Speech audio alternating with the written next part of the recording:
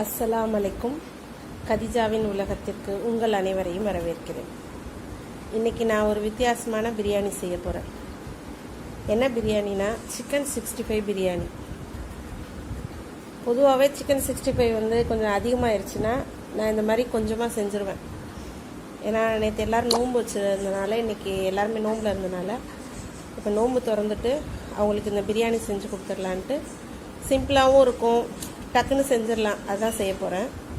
அதுக்கு 3 பெரிய தக்காளி, 4 பெரிய வெங்காயம், ஒரு 6 பச்சை மிளகா, கொஞ்சமாக மல்லி புதினா எடுத்து வச்சுருக்கேன். 3 டேபிள் ஸ்பூன் இஞ்சி பூண்டு எடுத்து வச்சுருக்கேன். 3/4 கிலோ சிக்கன் பெரட்டினது இருக்குது. இப்போது வாங்க, அங்கே அரிசி ஊற போட்டிருக்கேன், பாஸ்மதி ரைஸு, அது ஒரு 3/4 கிலோ ஊற போட்டிருக்கேன். வாங்க நம்ம இப்போ பிரியாணி எப்படி செய்கிறதுன்னு பார்க்கலாம்.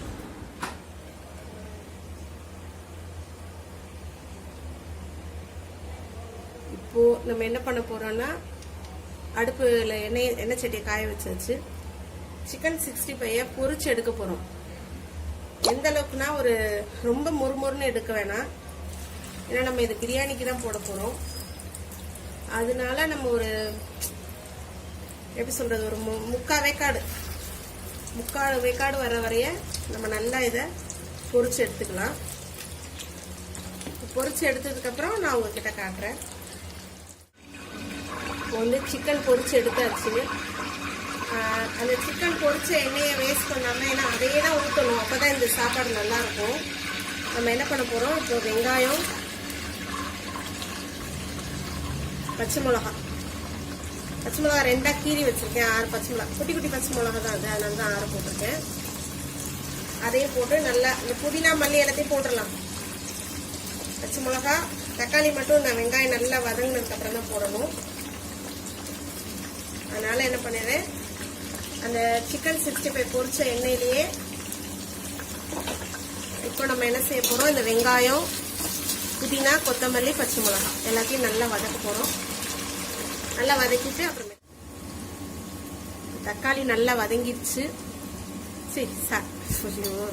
வெங்காயம் நல்லா வதங்கிடுச்சு. அதோட இப்போ இஞ்சி பூண்டை போட்டாச்சு. இஞ்சி பூண்டை போட்டு கொஞ்சம் லைட்டாக வதங்கவும், கொஞ்சம் பச்சை வாசனை போகவும், அதுக்கப்புறம் தக்காளியை போட்டு வதக்குறோம். தக்காளியை போட்டு வதக்கையில் தான் நம்ம மிளகாத்தூளும் கொஞ்சம் பிரியாணி மசாலாவும் போட போகிறோம்.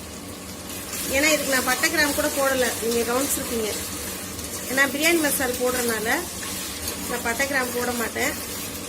நல்லா கவனிச்சுக்கோங்க. சிக்கன் 65 பொரிச்ச எண்ணெயில் தான் நான் இதெல்லாம் வதக்கிட்டு இருக்கேன். ஏன்னா அந்த எண்ணெய் ஊற்றினாதான் இந்த பிரியாணிக்கு ஒரு வாசனையே. ஏன்னா அந்த சிக்கன் 65 இது வாசனை. சிக்கன் 65னா உடனே நான் சிக்கன் 65 மசாலாலாம் போட மாட்டேன். எப்போதும் போல கரம் மசாலா தூள், மிளகாத்தூள், அதுக்கப்புறம் கொஞ்சோண்டு மிளகுத்தூள் போடுவேன். இஞ்சி பூண்டு போட்டு பெரட்டிடுவேன். கொஞ்சோண்டு கார்ன்ஃப்ளவர் போடுவேன். இது கார்ன்ஃப்ளவர் போடலை நான், ஏன்னா இது பிரியாணி செய்ய போகிறதுனால கார்ன்ஃப்ளவர் போடாமல் செஞ்சுருக்கேன். கொஞ்சம் லைட்டாக லெமன் ஊற்றுவேன், ஒரு 1/2 லெமன் ஊற்றுவேன் சிக்கன் 65 பெரட்டுறது. இவ்வளோதான். ஏன்னா நான் கடையில் வாங்குகிற எந்த மசாலாவும் பொதுவாக யூஸ் பண்ண மாட்டேன். அது கெடுதல்ட்டு நான் எப்போதுமே வாங்கவும் மாட்டேன், யூஸ் பண்ண மாட்டேன். எப்போதுமே வருஷக்கணக்காக அரைக்கிறது தான். இப்போ தக்காளியை போட்டுருவோம். இப்போ தக்காளி நல்லா மசிஞ்சதுக்கப்புறம் சிக்கனை போட்டு அந்த மசாலாவை போட்டு வதக்கலாம். தக்காளி நல்லா மசிஞ்சிருச்சு பாருங்க, மசிஞ்சிருச்சு. இப்போ என்ன பண்ண போறோம்னா, மிளகாத்தூள் போட போகிறோம். ஒரே ஒரு சின்ன ஸ்பூன், ஏன்னா பச்சை மிளகா போட்டிருக்கோம், சிக்கனில் வேற மிளகாத்தூள் போட்டிருக்கோம், அதனால ஒரே ஒரு சின்ன ஸ்பூனு. அதுக்கப்புறம் பிரியாணி மசாலா ஒரு டேபிள் ஸ்பூன் அளவு போதும். ஏன்னா 3/4 கிலோ தான், அதனால அவ்வளோ போதும்.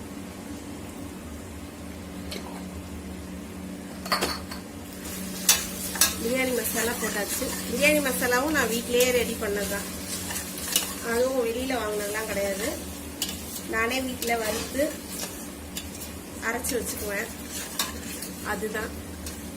இப்போ எல்லாம் போட்டாச்சு மசாலா. இப்போ ஒரு 100 மில்லி அளவு தயிர் போட்டுடலாம்.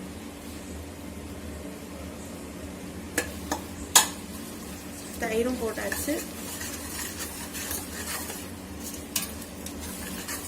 இது நல்லா வதங்கட்டும். மசாலா அதான் கொஞ்சம் மசாலா வதங்கட்டும். அது நிறைய போட்டு வதக்கிடுவோம். சிக்கனை நம்ம இப்போ போடக்கூடாது, ரைஸ் போட்டதுக்கப்புறம் தான் போட போகிறோம். ரைஸ் வந்து நான் ஏற்கனவே ஊற வச்சுட்டேன். 1க்கு 2 அளவு பாஸ்மதி ரைஸ் தான். இது நல்ல பழைய அரிசி, அதனால 1க்கு 2 அளவு போட்டு நான் ஊற வச்சுருக்கேன். இது நல்லா வதங்கவும் நம்ம அரிசியை போட்டு, வெங்காயம் வதங்கையிலே நான் உப்பு போட்டுட்டேன் தேவையான அளவு. வதங்கிடுச்சு போதும். பச்சை வாசனை, அந்த பிரியாணி மசாலா வாசனை எல்லாம் போயிடுச்சு. இப்போ என்ன பண்ணிடலாம், இந்த சிக்கனை உள்ளே போட்டுடலாம்.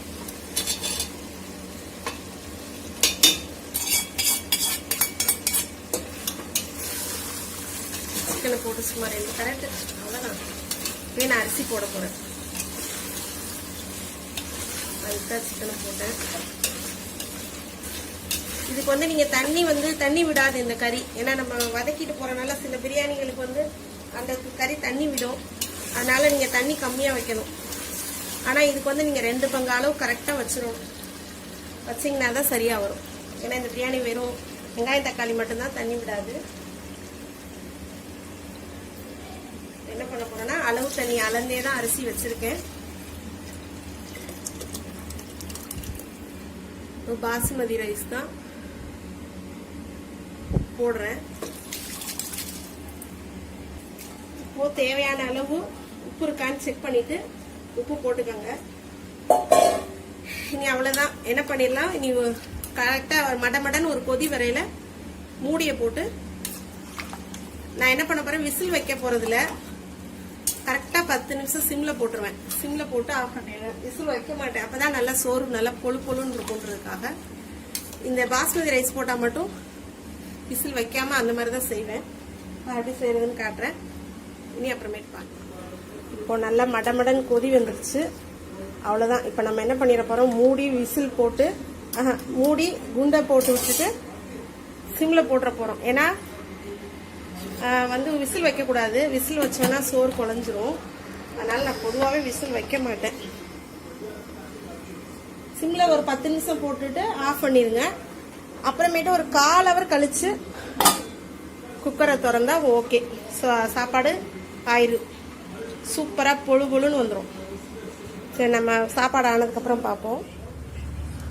சிக்கன் 65 பிரியாணி சுட சுட ரெடி ஆயிடுச்சு. நல்லா பொழு பொழுன்னு வந்திருக்கு பாருங்க.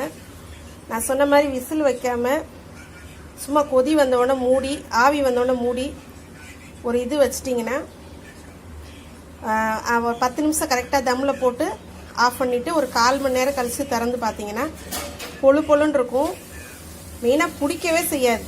ஏன்னா நான் சில்வர் குக்கரில் தான் ஆக்கியிருக்கேன். அப்படி இருந்தும் கொஞ்சம் கூட பிடிக்காது. ஏன்னா இதே மாதிரி செஞ்சுட்டோன்னா கண்டிப்பாக பிடிக்காது. ரொம்ப நல்லாயிருக்கும். லெக் பீஸோட எல்லா சிக்கன் 65 பிரியாணி தயாராகி விட்டது. நீங்களும் உங்கள் வீட்டில் இதை செஞ்சு பாருங்கள்.